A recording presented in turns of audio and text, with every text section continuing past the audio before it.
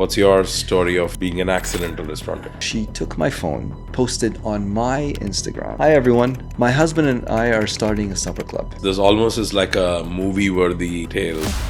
Where did 11 Green coming from? We have a new concept called 11 Green at Home, which is 11 Green actually comes to your place to create that experience for you at home or in your corporate event and so forth. I needed to make sure that every single burger that came out of there was to my standard. If that happened, then it's safe. When I do interviews, I don't look at the qualifications, but they have the right attitude, they have the right behaviors, they're good people. The F&B, the second store, is actually the most difficult to stabilize. It's hard to do What that. was challenging? We measure the temperature of our grills 3-4 times a day across locations. The way I talk and in general, I'm kind of laid back, so they think that everything is perfect, but deep inside there's like a fire. When people come to you, I'm sure people are coming to you, what do you advise them? Just stay true to yourself and approach the F&B industry with passion. What's one burger chain in the world that you admire and you say, you know what, these guys have done, I would love to be them? Hi, welcome to Restrocast. Today my guest is a very special upcoming chef turned restaurateur who was not trained in both. I'm talking about Sultan Chatila, co-founder 11 Green Burgers. Sultan's journey, I don't know if it's inspirational or it's just entertaining because it's straight out of a movie script where somebody who traversed a successful corporate career rose up to kind of top of his game, but continued his love for cooking, not only as a hobby but as something that made him feel more human, more in touch with himself. Not a trained chef, but inherits love for cooking from both his parents, not one. And how an accidental conversation with his wife leads to Dubai's most popular supper club, and his crazy idea to participate in a burger competition led him to start a mighty successful burger chain in one of the most competitive markets in the world, that is Dubai. You'll see how Sultan is going through the journey of 11 Greens and growing through it while nurturing his business. This was a fun conversation. Stay tuned. Welcome to Restrocast.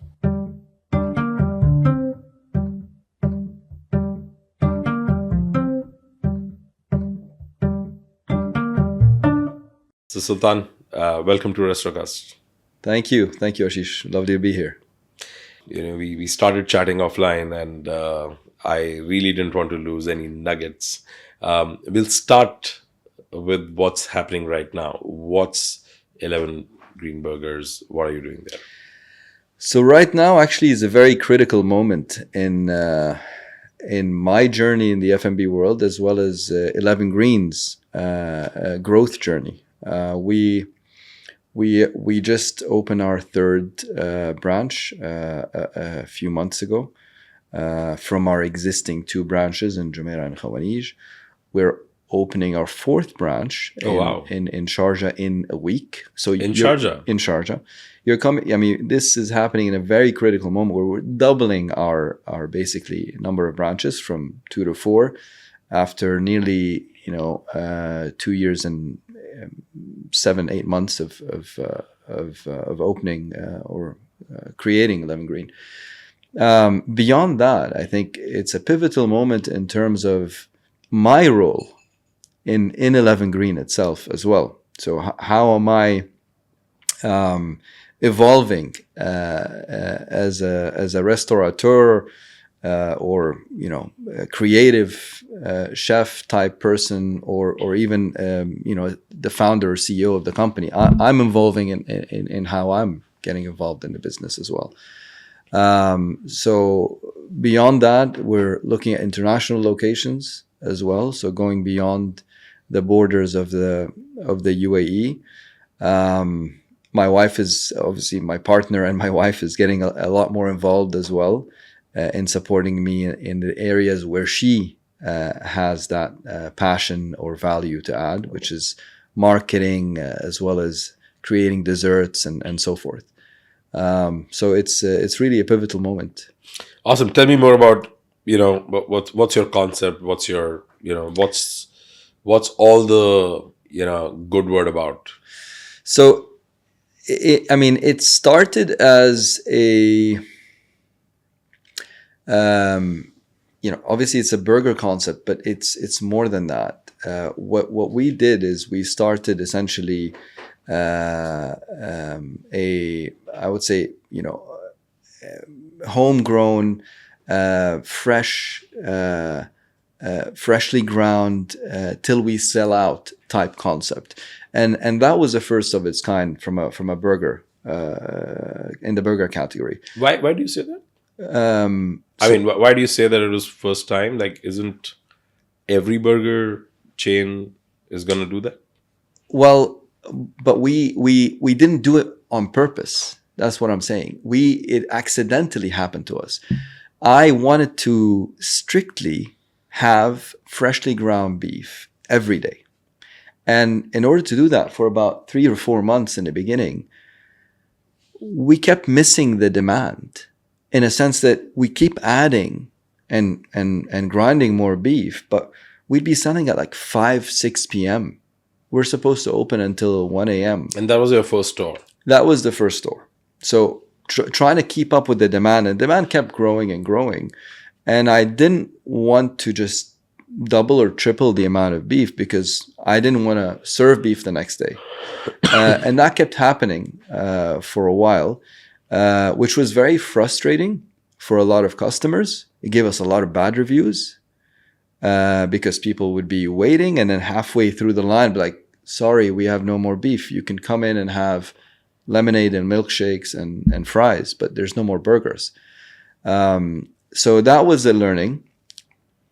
Now, just to give you an example, with my current 3 branches, I'm on groups every day where we sit and forecast the demand for the beef to make sure that we're aligning on that freshness, and that continues to be our strategy. But we're getting it right. So was it?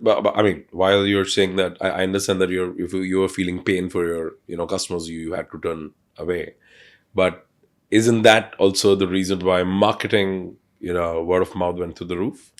100%, it is, and it did help. It had a positive side to it, but it also had a negative side. So it was both, but it kept people coming. It kept people wanting to try. And the buzz. But what was the negative apart from somebody just feeling bad? But what are they? What was the negative side for your brand? Just the reviews. Getting 1-star reviews when it was clear like I waited, I didn't get any burgers. That happened quite a bit. Beyond that, it was just painful. Yeah. I get it. For me, yeah, knowing that people were waiting and I couldn't give them a burger. So that was also, where was the first location? It was in Mustaqim, Jumeirah, near Burj Al Arab, in Mayan Center. So it's a small kind of neighborhood mall, I'd say. Yeah. Got it. And this journey has been, it's not long enough for you to be on to your 4th, so that's quite a success story. We will get into the details of that. I want to know where it all started, because I feel that most of the restaurateurs in the world, they don't plan to, they never plan to be in it. They fall into it somehow. It's always accidental, and I strongly feel that that's why restaurants are colorful. Because people bring their own colors, bring their own, how they grew up and how they think, what's their worldview to the restaurants, as compared to their other, stepbrother hotels, which are dry, regimented. Everybody comes from a hotel management school. They exactly know the rules. They exactly know, so hotels feel same and very, very similar. But restaurants are different. What's your story of being an accidental restaurateur? It is accidental, but the one consistent element has been my passion for food. So I've always loved food. Growing up in Saudi Arabia to parents who both loved to cook and were great cooks, not just loved to cook, they were great cooks, both the father and the mother. Usually it's one or, but I had both. Yeah, that's rare. Yeah, it is for both of them to love. And I mean, many households have this, kind of theme of what are we going to eat today? What's for lunch? We always talked about food. My parents both loved to cook. They were amazing. As a kid, I would play with pots and pans instead of cars as toys. I would play with pots and pans as a toddler. So it was kind of like in my DNA, let's say. I wanted to become a chef. I wanted to go study in Boston, in Rhode Island, actually. There was a great culinary school there. My parents said, no, you can't do that. If you want to become a chef, just stay at home. We'll teach you. You don't need to go to the US to become a chef. You want to go to the US to study? Either become a doctor, a lawyer, or an engineer. Yeah, that's a brown pants problem. I mean, it's like 100%. It's like the a societal, the region, cultural. The region, yeah. So I'm like, well, doctor is going to be 10 years of studying.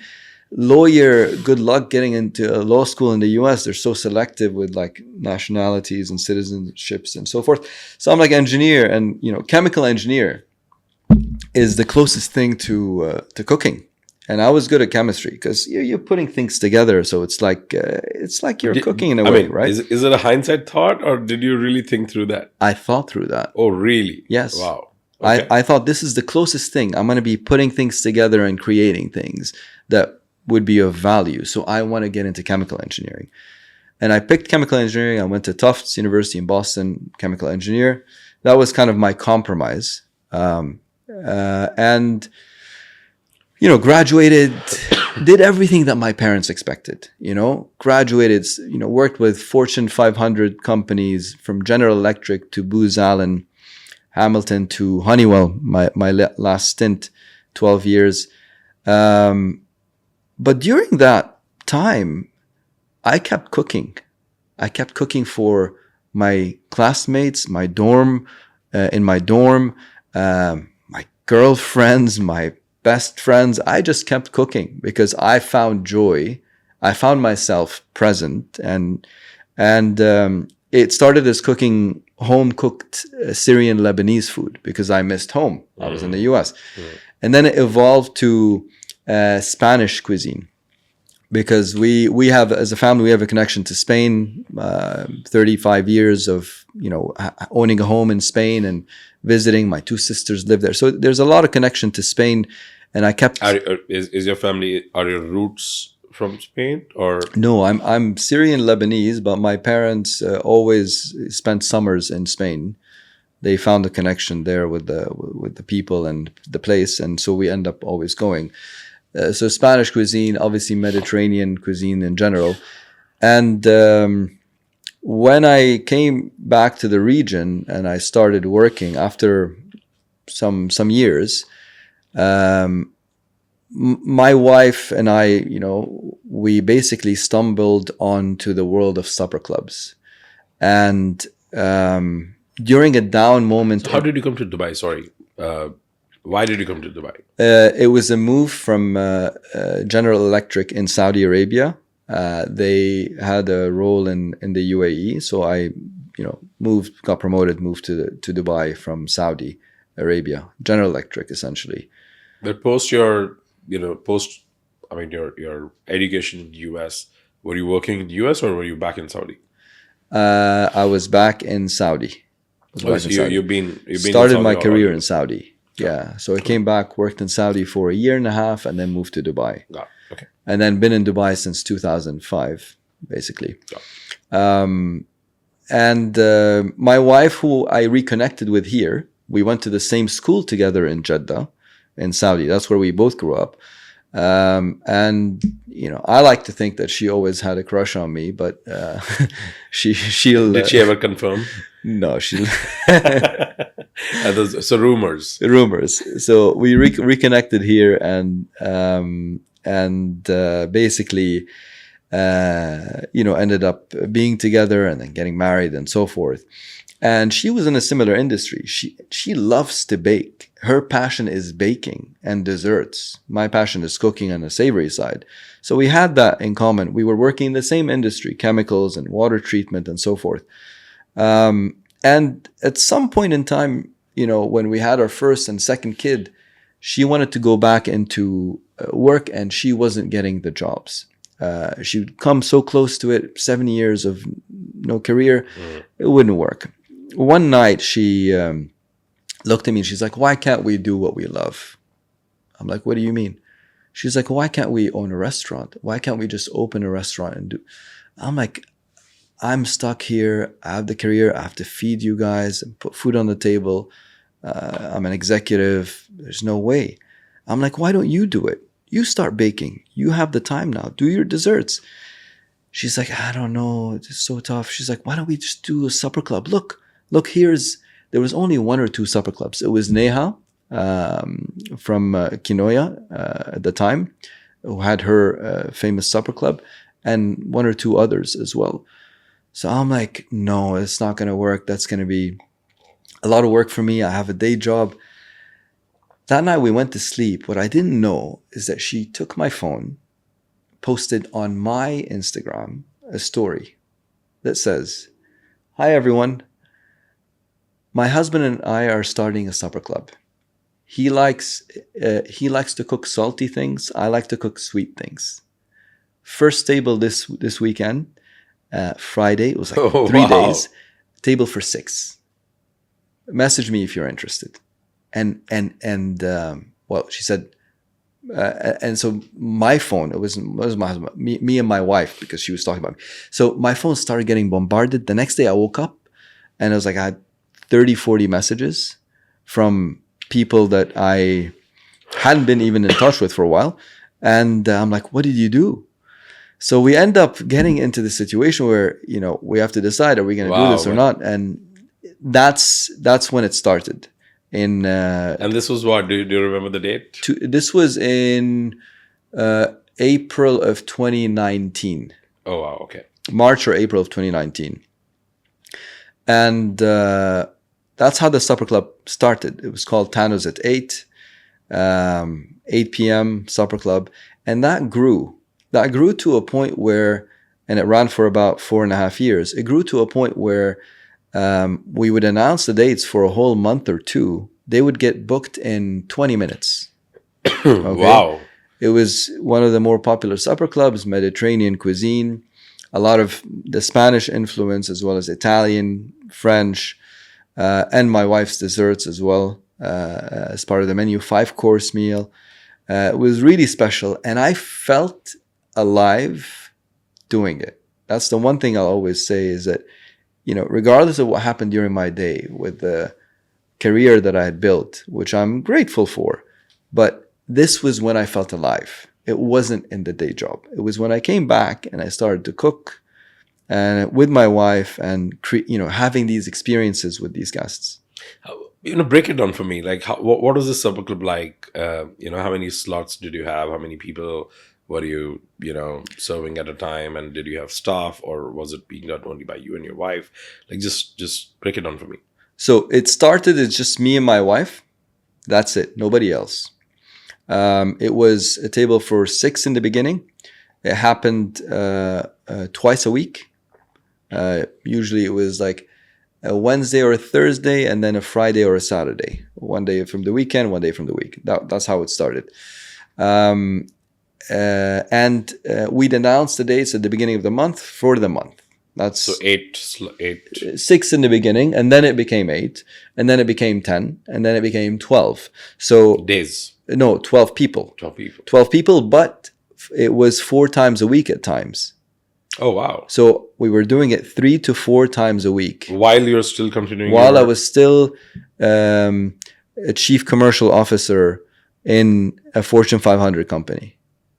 No way. I was running supper club. I mean, there were times where people in my company would be sitting on that table who I worked with, and the next day I'd either be working with them, they'd be reporting into me, I'd be whatever. That is very, very cool. Yeah. So that is very, very cool. it was like a secret club in a way, and it felt good doing it. What was the high point of doing that? I mean, and how many people, how many unique people you were meeting in a month? Like, I'm sure that must be a great part of that experience. It definitely is about the people and the community and the connections that we made during those years. That was the most special thing. I mean, the food, the food was great. We made it with love. We put a lot of, I believe in energy when it comes to creating food. And there was a lot of positive energy there. But it really was about the people. Like if you took that menu, in my opinion, and then you put it in any restaurant, it will never feel or be the same. It's about the whole experience. Completely agree. Yeah, I can feel that. I understand that. Yeah. And also, I mean, I think it's very important to understand that we are in Dubai, Yes. right? I mean, this land does not have bad food, Exactly. right? There's There are a only lot two of types of restaurants in Dubai: good and great. 100%. Yeah, I mean, the bad ones don't last enough to be called bad, right? I mean, they'll just evaporate. So yeah, I mean, absolutely, it has to be about an experience, and it has to be an elevated experience, something that people are not getting outside. But what was that? Was it the food? How do you define it? How do you what do you think? Why it kept on happening? 4.5 years is a long time. Yeah. I think the demand was there. People kept wanting more. We felt great doing it. So those two things were happening. And I think the third thing for me personally, and this is what my wife would tell you, and I've never said it out loud, is the fact that I felt like I was cooking for my life. Because I was going through a very rough period in terms of accepting that this career that I've built, a successful career that I've built, is all that there is for me in terms of what I'm going to do in my life. And I was going through that, the escape for me was the supper club. And I was cooking, hoping that through this positive experience, something good will come out of it. I didn't know what it was. I had no idea what was going to come out of this. Obviously meeting great people, obviously enjoying my time, but I could not bear the fact that I was going to be a corporate executive for the rest of my life. And that's why I kept doing it deep inside, because I had a gut feeling that something was going to come out of this. When did you decide to jump out of your job? So in April or May of 2022, there was a burger competition. It was Ramadan at the time. In Ramadan, we don't do any supper clubs. There was an announcement for a burger competition from a food incubator called Cucina del Sol in Dubai, and basically the best burger in Dubai competition in the UAE, blah blah blah. I told Kinda, I'm like, listen, I'm gonna go in. She's like, why? You're not a burger guy. You know, these guys are gonna go in. They smoke meats. They eat burgers for breakfast. I'm like, I love burgers, but you're right. I'm more Mediterranean cuisine, Syrian, Spanish, Lebanese. She's like, exactly, why? I'm like, I just want to have fun. I just want to learn something and enjoy it and see what happens. She's like, oh, fine, go for it. And to enter, you had to take a photo of a burger that you made and send it. So I'm like, I looked through my gallery, and there was a burger I made on the Weber grill at home for the kids, Sunday barbecue. So whatever. I sent that photo. It didn't even look that great. Looks nothing like an 11 green burger. But I went in, and when I go into something, especially when it comes to food, I do a lot of research. I go in deep because I'm enjoying what the learning curve. the cuts of meat, the type of beef, how to grinding it myself, the buns, making my own buns versus looking what's in the market, everything. I went all in.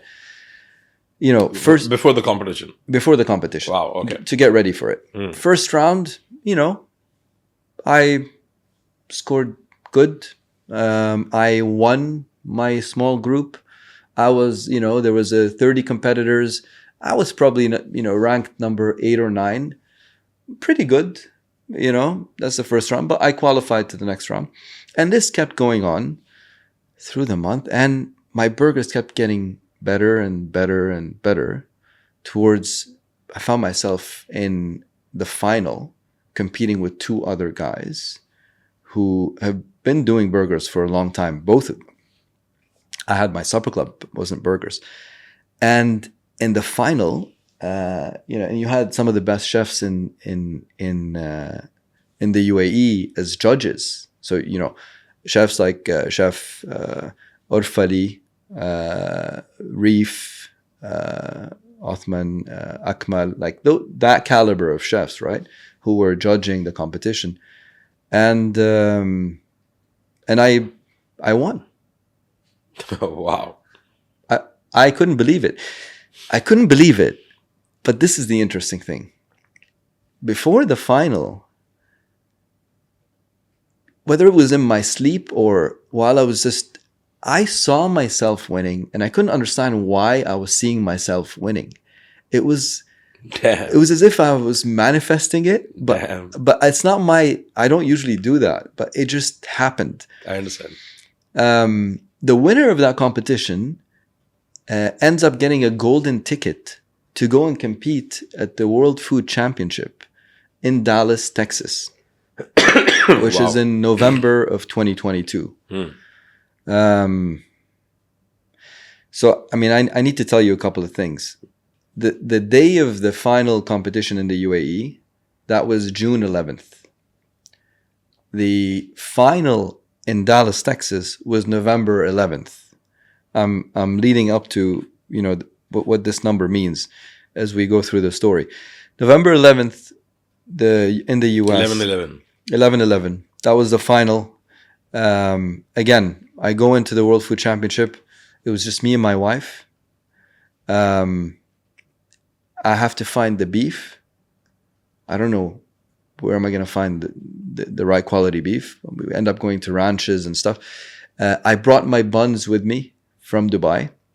The immigration officer was why are you bringing buns with you to the US? I'm like, my wife insists that, we bring our bread with us. We're visiting. It's she's very sensitive to all. I made up a story and he let us through. I don't know how he let us through. Usually that's crazy as well, by the way. Usually they'd confiscate these things, right? Yep. So, but I just, and here we are in the US, trying to, compete, 30 competitors, 25 of them from winners of different states of various competitions. And you're talking about Dallas, and you're talking about Americans, and you're talking about burger. Texas. I think you're in the Kansas. You're talking you're about in the mecca of burger. Imagine an American citizen coming to Lebanon to compete Correct. in a hummus competition, Correct. right? Absolutely. It's the same kind of thing, right? And 5 international countries: UAE, Canada, Switzerland, Japan, and France. Those 5 from international. And I end up getting 3rd place. Wow. In that competition. Not expected. I thought I was going for fun, for the experience. If I make top 10, it's amazing. This is my expectation, right? And getting 3rd place was a major. Yeah, that's wild. And I think, anyways, that was a turning point for me in terms of that decision to be like, I need to give this a shot. I need to jump ship. I need to, get out of my current and just give it a shot. If it doesn't work out, I'm gonna I'll go back to work. I'll find another job, Yeah. but I need to give it a shot. But what a story! I mean, this almost is like a movie worthy, you know, tale, because it's like, I mean, very rarely you find stories where evolution leads you to, some random things lead you to, a career that is, that you feel alive in, and people appreciate that. That's your ikigai. Like it's like Exactly. finding your Exactly. ikigai, the rightmost way. Yeah. And you immediately, like, what happened after that? November 22. That was November 22. Came back, obviously huge win, success, media, all of that, great positive things. Back to work though, back to my routine, back to my reality, and people knowing in my office space that. How are they taking this? And given that I was a senior person there as well, it was, it was like an unsaid thing in a way in a corporate culture. Like you don't talk about it much, but those who know, they congratulate me in private. You know what I mean? It was at the same time, a lot of people felt that I wasn't going to be there for long. They knew that, okay, he's had this. What they your peers, leadership, your bosses, or your juniors? Where did you see? All across the board. But at the same time, nobody knew how I was going to do it, because we were all in the same shoes. When you're in a corporate ladder and career, it's very hard to get out of it, Okay. especially when you have kids. And you have responsibility. And you also charted a career. To throw it all away. Yeah. Exactly.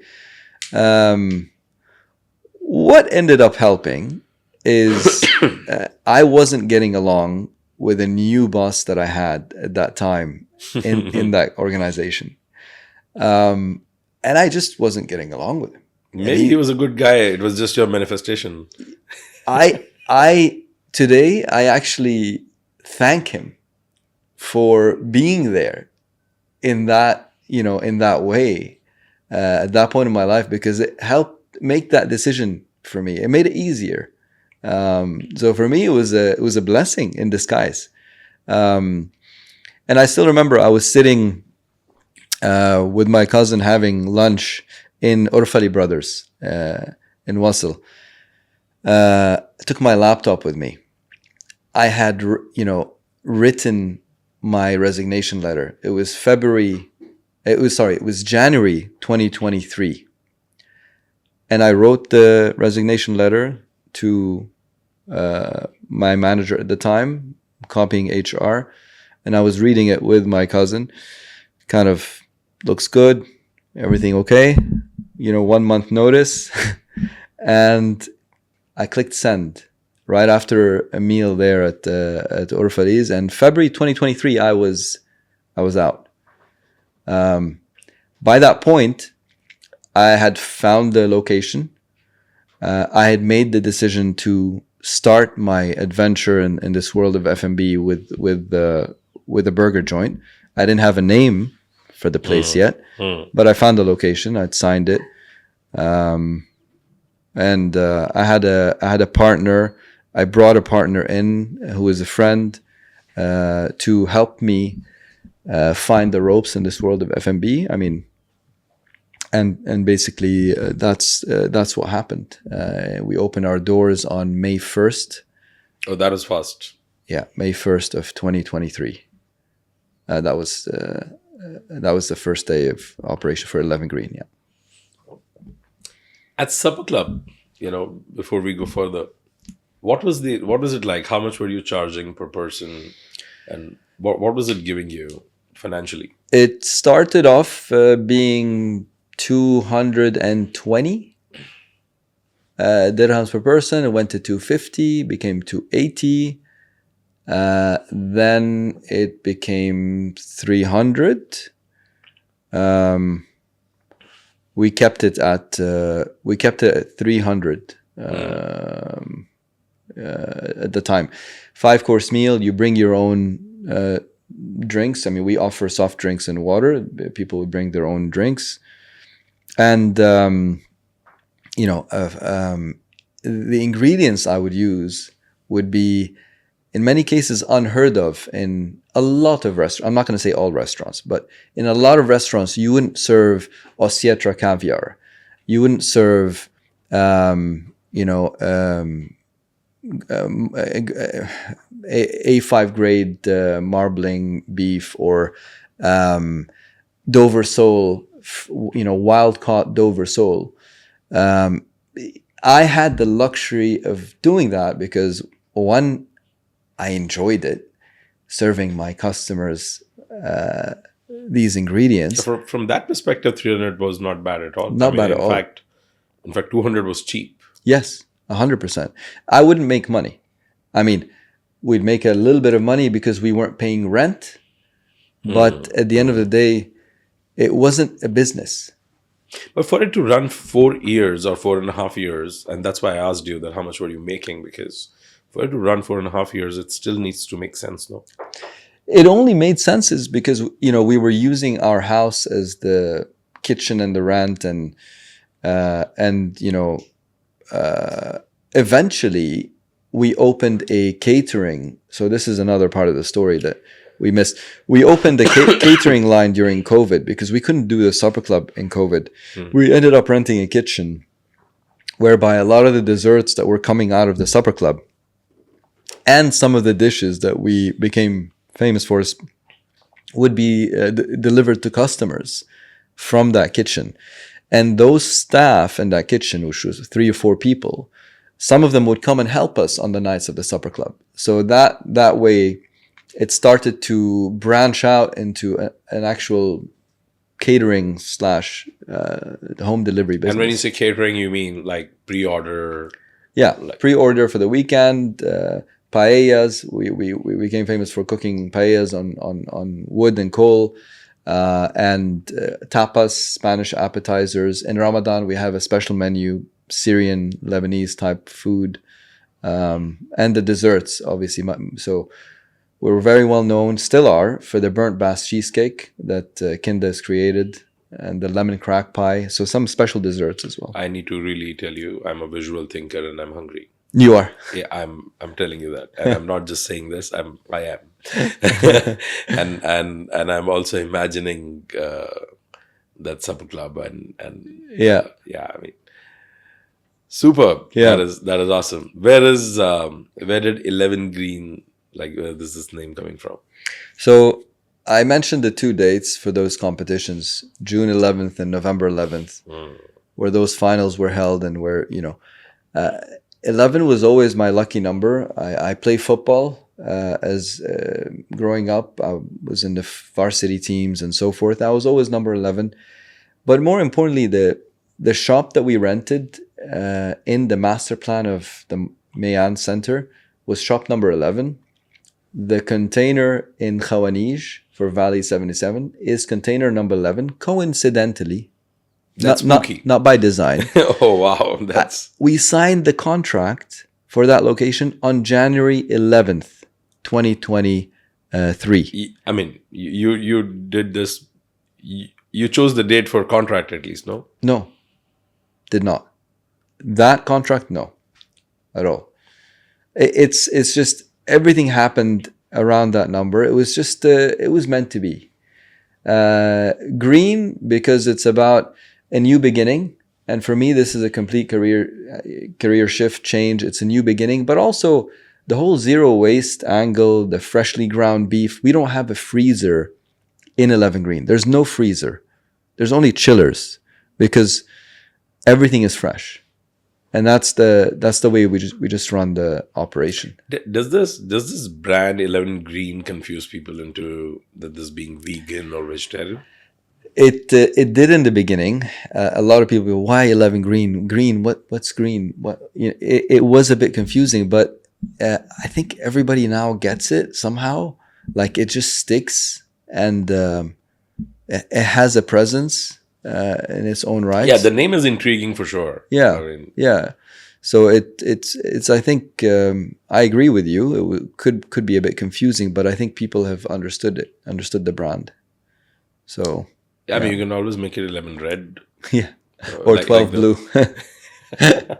Mm. no, we'll stick to 11. I mean, that's 11, solidified. 11, That's solidified. exactly. Yeah. You started your first branch. Yeah. How much of that momentum, of the early word out came from 4.5 years of compounding, the right customers across UAE? Fantastic question.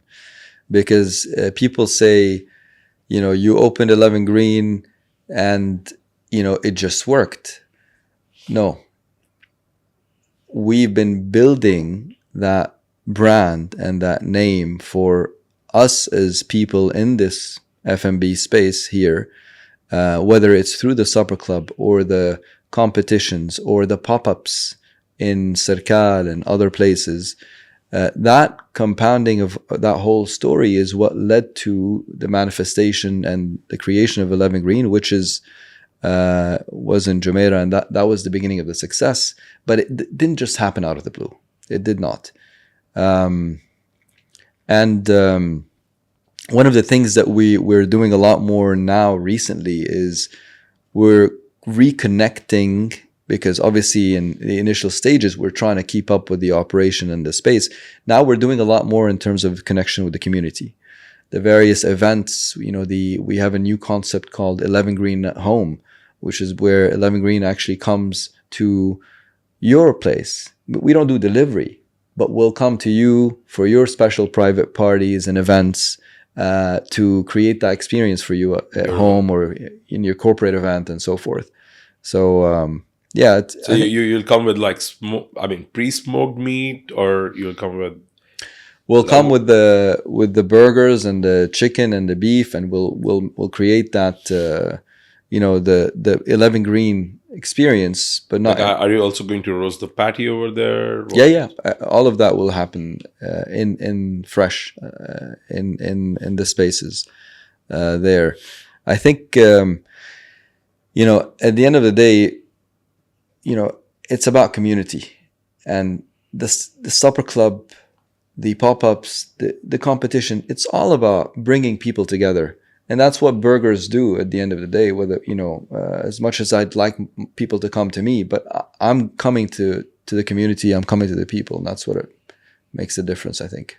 Yeah. So I could clearly see that 4.5 years of compounding. And I'm sure that's why people say that you just started and it just worked.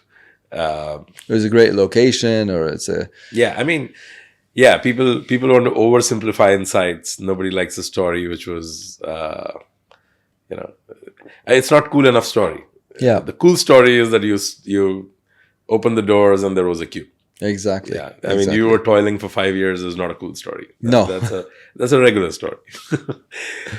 But, when did it become real? Like, you opened your first store, and I'm talking about you as, a person, given that you had such a long corporate career where you did well, and now from a hobby to getting serious about it, tasting the commercial success of that hobby, and then saying, hey, I feel alive and I think this is my purpose, or this is what I want to do. When did that store become real? Like, when did 11 Green became real business for you? Where was that shift in Sultan where, you're no more the chef, the hobbyist, only the passion was driving it, but you started looking at numbers and saying, hey, you know what? This is real and we need to do justice to the opportunity. So there were 2 points, I think, 2 specific points. One was on May 1st, when we opened our doors, I was sitting in the restaurant, and there were a couple of publications out there around, this is going to coming soon. Time out, what's on, cater, this is coming from the people behind the supper club and this and that. But nobody actually knew when it was going to open. Here we are, May 1st, I'm sitting in the restaurant. We open our doors at 12:30. Google Maps is updated. Everything is there. And my wife, who was working at the time, calls me and says, "What's going on?" I'm like, "I'm here. I'm in the restaurant. We opened like half an hour ago, 45 minutes ago. There's no one." She's like, "Sultan, did you announce that you opened anywhere?" I'm like, "No." She's like, "You have to put it on the Instagram account. You have to say something. Like, how are people going to know that it's open?" And that day I called my partner. I'm like, "What do I do?" He's like, "Don't worry." He posts on his account. He tags 11 Green. I post, I do the same. We tag 11 Green. And that, like an hour and a half later, people started to come. We sold out that night. Queues started. That was the first time that I realized, oh, okay, I have a business. This isn't just a place with a concept and a dream. There are people involved and it's happening, okay? But at that point in time, I was in the kitchen. I was running the back of the house. I was just in the back. I didn't come out to the front. I couldn't, because the most important thing for me, the front of the house could be a disaster in terms of the service, in terms of the flow and managing the line. But I needed to make sure that every single burger that came out of there was to my standard.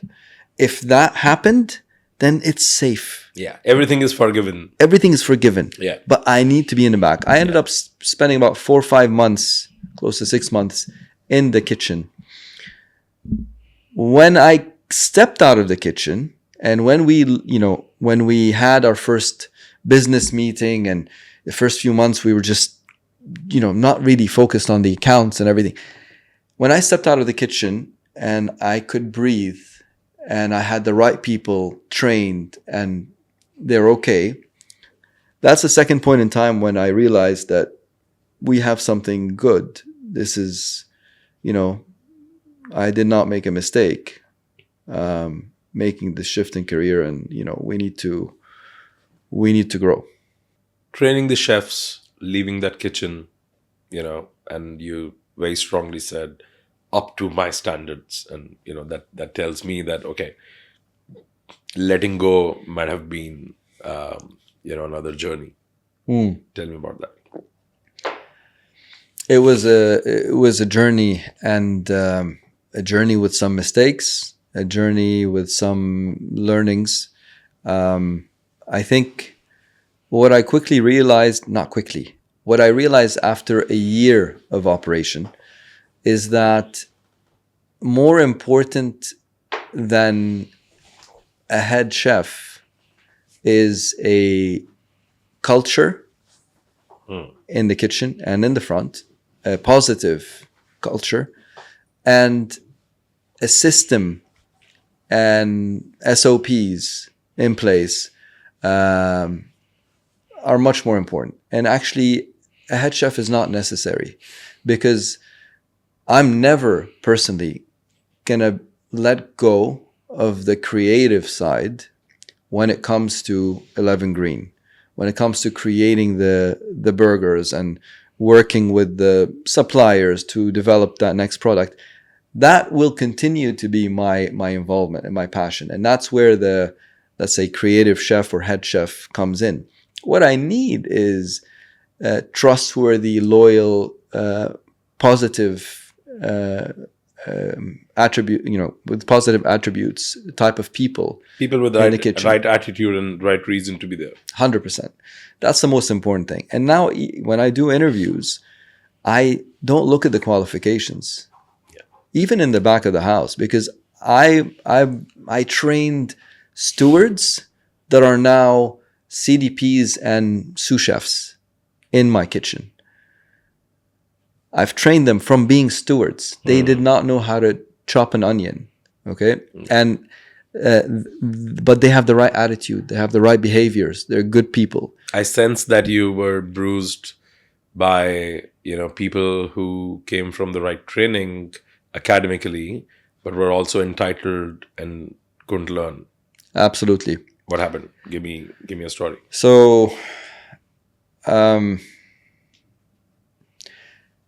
I had a chef. Wasn't even a chef. He was more of, a pastry guy who I trained in many areas. I put him because he was with me throughout the days of the competitions and so forth. And I taught him everything, around the things that I do, including the burgers and 11 Green. And I trusted him and I put him in charge of that kitchen in Jumeirah. And I think there was always ego-related type behavioral issues. There was always negative energy and communications with other staff members, and that really created a very negative environment. And at some point in time, I'm like, how do I deal with this? Because I was only able to leave the kitchen because I felt I have this guy that I can trust. But now it's becoming more damaging and more negative. So how am I going to do this? And this is when I realized what I just said about systems and people and behaviors and cultures, because we parted ways because he said he has another opportunity in a cafe breakfast and stuff. That's what he said. I'll come back to that. And what ended up happening is I was nervous and anxious for nothing, because the minute he left, the kitchen became so positive. People stepped up. I was there. I was around. I wasn't going to go anywhere. It was my only shop, right? I was still fine. The business, it's as if a negative cloud just, went away. And we're fine. We're better than before. It wasn't about the person. It was actually about their negative impact on the business, if anything. But everything ran even better than before. So, but what I want to say is that person actually ended up hurting me even more, because it wasn't a cafe that they were going to. It was another burger joint, not just a burger joint. It was a burger joint that included a lot of the dishes that I created for my supper club. So it was like a rip-off. It was a rip-off from my supper club and my burger joint together, and the desserts that my wife had created, all in one place. And it was, you just don't do that. We trusted you, part of our family and everything else, and then you did everything that is against my ethics and principles. And but at the end of the day, I thought about it. What am I going to do? Go into the court system and sue? And it's not worth it. The dishes alone don't create the success. Are they round? Exactly. It's the brand. It's the energy around it. It's me and my wife and the team that we've created. That's what ends up making the difference. And I think that applies to almost every business. I can tell you that I'm a very, very big believer of that people can copy whatever they want. Exactly. Right. If they make it work, trust me, they deserve it. They would have made it work anyway. If you're getting the credit for they copying you. If they're not worth it, they won't be able to make it work anyway, because you are struggling with your own creation. In your own business, in your own product, in your own service, it's so difficult to scale. It is so difficult to continuously deliver, 100%. That consistent thing every day. It is such hard work. I'm in software business. People worry about IP all the time. Yeah. I don't. I have told all my competitors every detail they asked for. Really? Yeah. I'm absolutely okay with that. Yeah. Because this is my idea. It's still hard to scale. Yeah. I know my strategy. Most of the time it doesn't work for me. What will you do with my strategy? I can tell you my strategy. Go try it. Yeah. If you succeed, that'll be great. I will quadruple down on it. Yeah. If you fail, that'll be good A/B testing. Yeah. And irrespective, if you're smart, you would have figured it out anyway. On your own. Yeah, 100%. And you will continue to evolve, and exactly. You'll continue. My strategy, my plan my reason of doing certain things is also bases my circumstances At that point in time, exactly and how life occurred to me. exactly. And Right. that changes. And that's going to evolve. Yes. So tomorrow you'll be probably stuck with a recipe, whether it's a business or a sales strategy or a product or a service or food. You'll be stuck because you don't know where it came from, so you don't know where to take it Exactly. next. Exactly. I'm moving. I'm okay. Yeah. And I personally think that that applies to almost every business. I always tell entrepreneurs that if copying and having trade secret was such a big thing, then how come public companies keep talking about all their secrets, all their future plans, all their past mistakes, all their present numbers, all the time on the TV? Like how can they keep doing that? Yeah. It has nothing to do with the strategy or the risk or the secret. I think it's really execution. So 100%. a copycat, a copycat that succeeds, I generally give them a lot of respect. I'm like, exactly. okay, you guys deserve it. And that's a compliment to the person they copied, right? 100%. At the end of the day, it means that that's you're doing that's free. something. You're getting free credit. 100%. You're doing something right. So that was, that was a major, I think. But I hear that. Did it change? It changed your hiring pattern. I can understand. But did it make you? Was it your first time as an entrepreneur where you felt that, oh damn, I'm losing an employee that was important? What all did it change? Yeah, I mean, it changed. What changes actually my fear, and anxiousness dropped significantly because I realized it's really about the whole team. It's about the system. It's about the processes, and it's about me. As long as I'm there, Yeah. and my partner, my wife, as well, we can solve any problem. Everything has a solution. It's not a problem. So I think I became a lot more comfortable and confident about what I needed to do. And yeah. At what point did you plan the second store? 6 months into opening, we got an opportunity for a drive-through in Khawanij, which is a location that's more for a lot of the local families to spend their weekends, and it's a very kind of green and nice area, which is also an F&B hub, by the way. It's got some nice concepts as well. And we decided to go for it 6 months later. Now, that didn't open until another 6 months. So it was actually another year after we opened the first one. Yeah. And generally, I think in the F&B, especially, I personally feel that the second store is actually the most difficult to not open, but to stabilize. Yeah. And that can, it can either unleash you in a very good way, or it can just, bruise you bad. It's challenging. It's tough because you want to make sure that every single product that comes out, or every single burger that comes out of there, is exactly the same as the one in the original place. And it's hard. It's hard to do. What that. was challenging?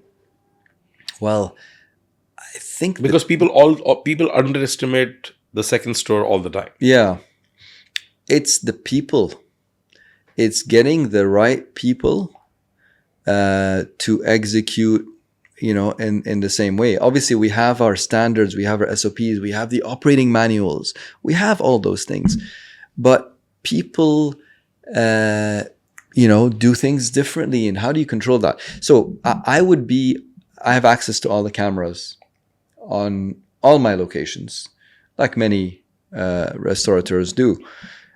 I would spend hours looking at that second location and watching every single one of their moves every day on the grill. How are they doing it? Is it the same temperature? Is it being pressed, the burger pressed the same way? Are they keeping it the same amount of time on the grill? How are they doing the assembly? Are they heating the buns? Are they toasting the buns enough? What's the color of the toast? All of that. And, I get paranoid with these things. And the thing that you have to keep in mind is Jumeirah is a dine-in location. People are coming in, they're having an experience, they're eating the burger right there on the spot. Khawanij is a drive-through. So they're just driving by, picking up. Sometimes they're eating in their car. Sometimes they're taking it away for 15, 30 minutes to have it. So, it really needs to be done a minimum at the same level and packaged in a certain way to contain heat and so forth. So all of those things, it's not easy. But we ended up doing is, again, a lot of reinforcements around those SOPs and checklists. So for example, we measure the temperature of our grills 3-4 times a day across locations. I need to see that the temperatures are all consistent. And that philosophy and that approach with those checkpoints happens across different factors. Because when you're 2 or 3 or 4 branches, it's not in your hands. You need to have those systems in place. What was the, was there a struggle? Was there a failure? Was it what in this journey so far, especially in the last 3 years of 11 Green, where you really struggled? The fries. Let me tell you about the fries. I always wanted to serve homemade fries. And we started off 11 Green making our own fries. Getting the potatoes, peeling them, washing them, all that whole process. It was done in a kitchen outside of our Jumeirah kitchen because the kitchen's too small. And, the buckets of potatoes. The operation that I had around the fries didn't have the equipment, the right equipment, or let's say the type of people or training to get it 100% consistent. So my fries when they're good, they're great. Back then, great. Like people loved them. People wanted to come to 11 Green for those fries. But many times, let's say 30 to 40% of the time, let's say 30% of the time, those fries were either overcooked, their color was a bit too dark because the preparation in the back was not consistent, they were a bit too oily, and so forth. And I really tried to make it work. But with 1 and 2 shops, it was very difficult to have that kitchen with that operation in place, with those equipment in place. So I had to make the hard decision of saying, because of the feedback from the customers, of no more, we're going to go with these standard fries that are actually some of the best in the market, but they're going to be consistent. They come, they're frozen, that's it. They taste good, they're fine. Are they as good as my old ones? Not when those were done right. No, they're not as good, my opinion. But at least they're consistent. I thought I was doing a good thing. So I thought that, we're going to be fine now. I'm not going to have any negative reviews. So many customers came and said, where are the old fries? Wow. We want the old fries. I want the old fries. Now there's no negative reviews, but we miss the old fries on Google. We miss the old fries. And imagine what that does to me. Yeah. Okay. And my wife is like, no, don't listen to them. At least you're not getting, 2 stars. Yeah. For the fries. Don't listen to them. Stick. And I'm still holding. But knowing me, I'm not going to stop here. I'm most likely gonna do something about it as well. But But that was a major hiccup operation. Are you still holding? Yeah, we're still serving the same old, the same frozen fries Okay. for now. Okay. So this is still a unsolved problem. Well, it's not really a problem anymore. I understand that. I get but, it. But it's not solved to your taste. No, it's not. But yeah, I think soon we'll be hearing more about this. Awesome. What has changed in you personally in the last 3-4 years? I think a lot. Obviously, a lot has changed in terms of, my routine, my day, how my day looks like. I no longer have to attend calls that I don't want to attend because they're of zero value to my life and my career. I don't have to attend calls. Before, obviously, in my career, you spend a lot of time doing things for the corporate structure. But I spend more time with my kids. I'm always working. So when you're an entrepreneur, you're always on call, operation, this, that. How did that land on you? Like, that's exactly what I'm saying. Asking actually, what has changed will come later. I would rather, preempt that and ask you, what was the transition from being, corporate employee long enough to being an entrepreneur, and of course, I'm sure passion part aside, like when you have 2 stores or when you have even 1 3, store, yeah. It becomes a business, right? I mean, so passion sustains, but then the business takes over as well. So what was that transition like? What is the change that you see?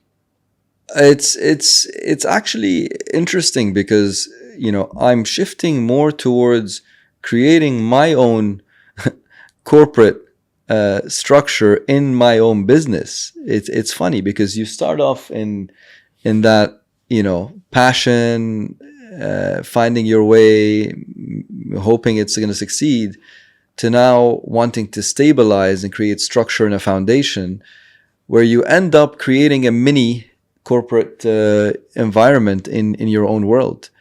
So that part is naturally happening, but I think where I'm beginning to where I want to head is I want to put myself or my time in the areas that make the most impact for the business, and I'm still growing the business to a point where I can do that. Right now, I'm a person of many hats, and I need to be, because I'm running the ship. But eventually, I'd like to, kind of carve out the spaces that where I want to be involved. As an entrepreneur, you're always on, and you always have like the buck stops at you. Responsibilities, like everything lies on your shoulder. There's going to be a lot of people who will be responsible for the good credit, but any shit that goes south is yours. Yes. Did it, how did you come to terms with that? It's nerve-wracking when you know that everything is at risk based on any move that you make. Everything needs to be calculated. A location could burn you. I know people in the industry where they've successful, everything is amazing, and then one location goes wrong and everything starts to fall.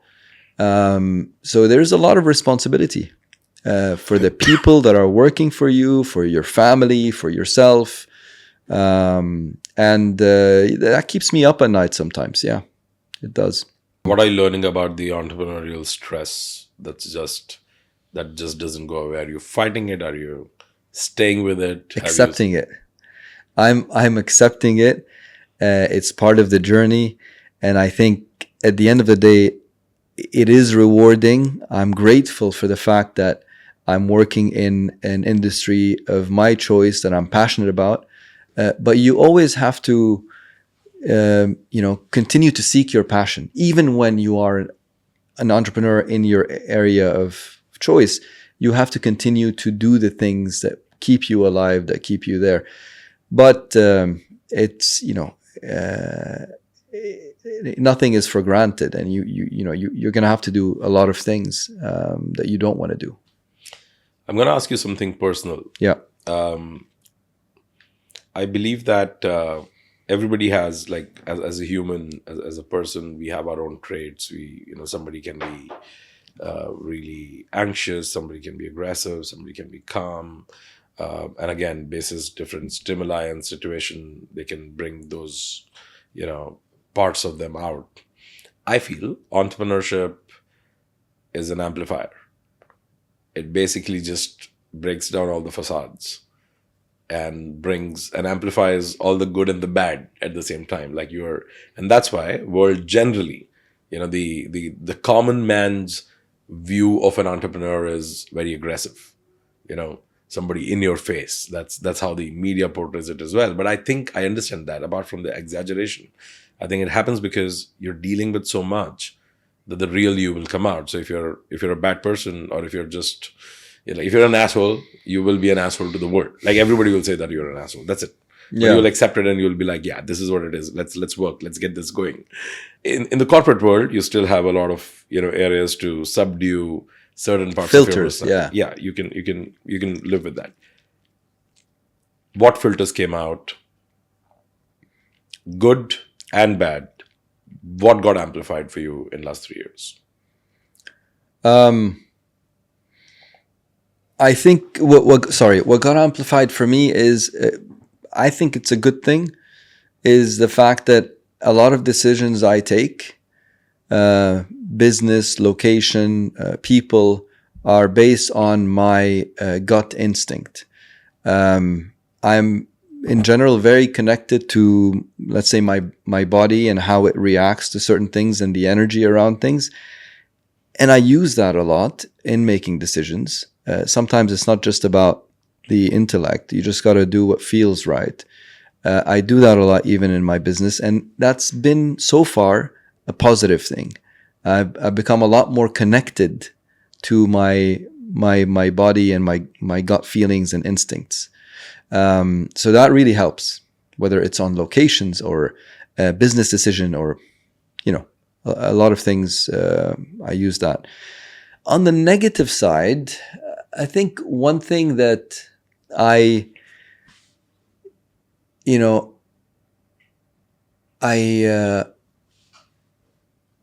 struggle with is,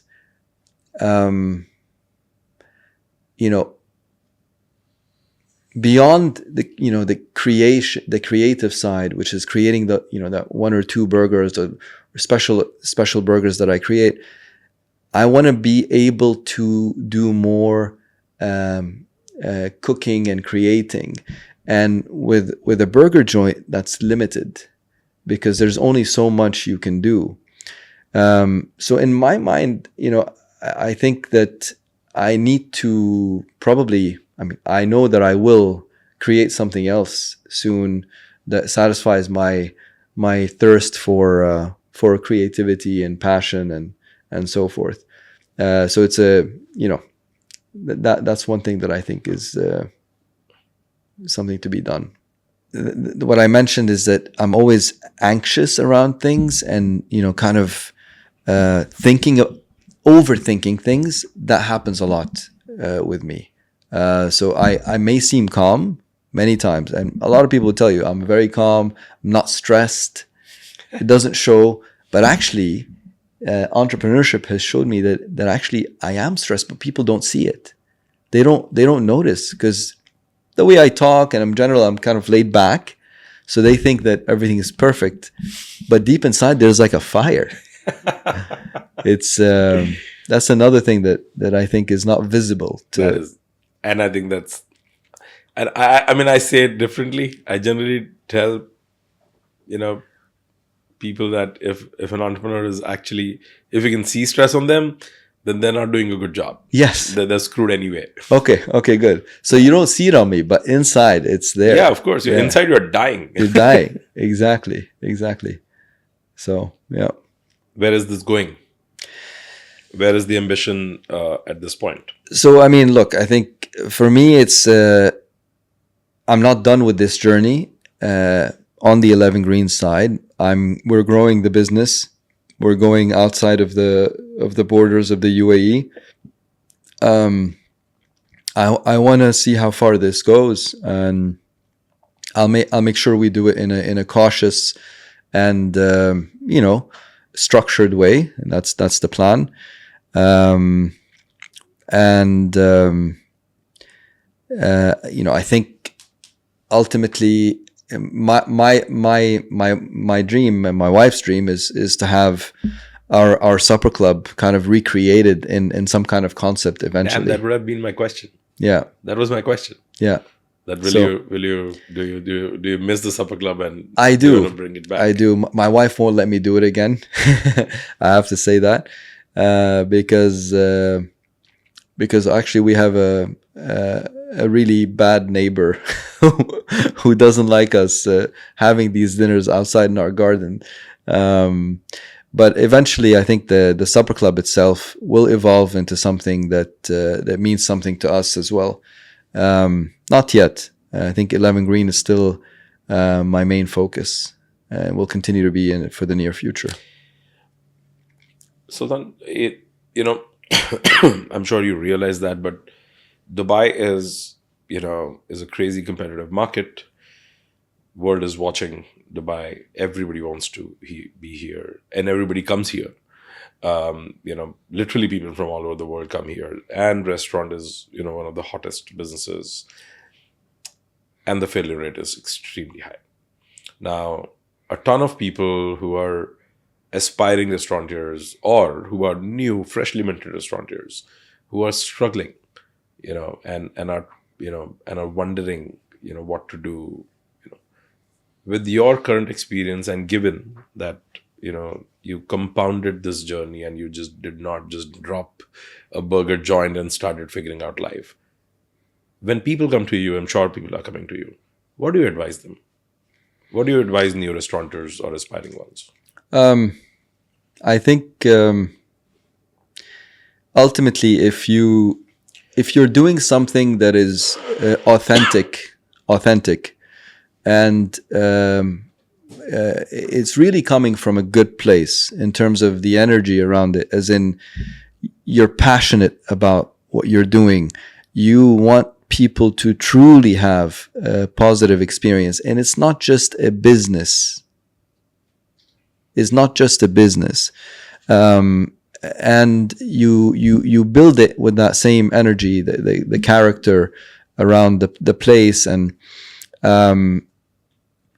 there's room for everybody. I mean, we entered probably the most competitive segment of the F&B with burgers, and continues to be with so many burger joints. But at the end of the day, you stick to what you believe in. You don't deviate. This is what a lot of people come to me and say, why don't you serve this? Why don't you put that on the menu? Why don't you? I'm like, I'm serving what I believe is true to my character and energy, and it's authentic to me. I'm not going to serve things just because they will sell. Maybe they will in the beginning, but it will take away from my concept and my brand and my identity. So just stay true to yourself, and approach the F&B industry,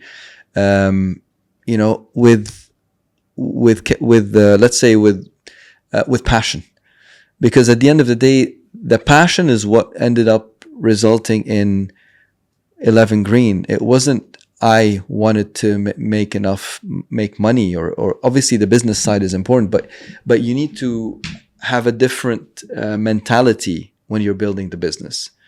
That's essentially what I would say. And I think the other important thing is, there's a lot of examples. I'm not the only one that inspire those that are entering the industry, and it's always good to talk to people. Do you reach out to restaurateurs for advice? Of course I did before opening.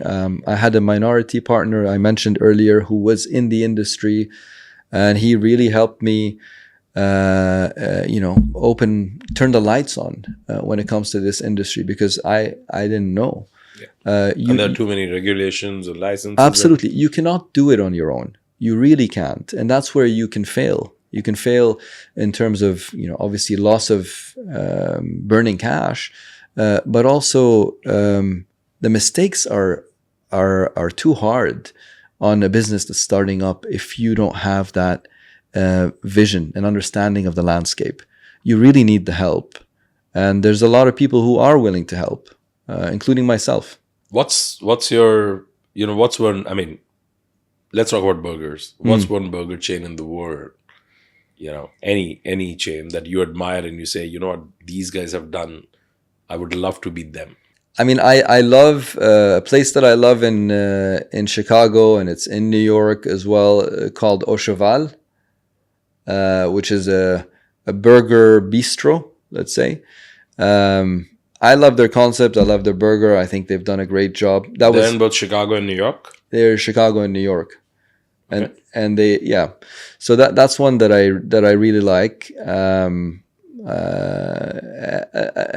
I mean, there's obviously, Five Guys has achieved a lot globally in terms of the system and processes and how they've scaled from a business standpoint. I think while keeping the ethos. Keeping the ethos, I think they've done a fantastic job. Thank you for saying that, because I was, all that I'm hearing from you, all that I can think about is Five Guys. Yeah, absolutely. They've done it in a fantastic way. The right foundation, the right business, the right systems and processes. A lot of respect for that, honestly. I mean, I love it. For me, I love the fact that they only serve one burger. Exactly. Technically. Exactly. They have like 4 or 5 items in the menu, but that's a variation of the same burger, right? So they haven't strayed anywhere, and they keep it simple, they keep it solid. Exactly. Exactly. And I think Five Guys is one brand that I don't know if people realize this or not, but because we are on the other side of the table. It blows my mind at times. It is a very small chain of restaurant which almost has a brand recall equivalent to people who have 40x of them. How many Five Guys are in the world? How many? Not more than 1,200. Really? Wow. Can you imagine that? First time I got to know that there are only 1,200 or 1,300 Five Guys in the world, I just couldn't believe it. I was like, no, that's not possible, because I literally feel that everybody in the world knows Five Guys. Like, I have never met a human who didn't know Five Guys as a brand.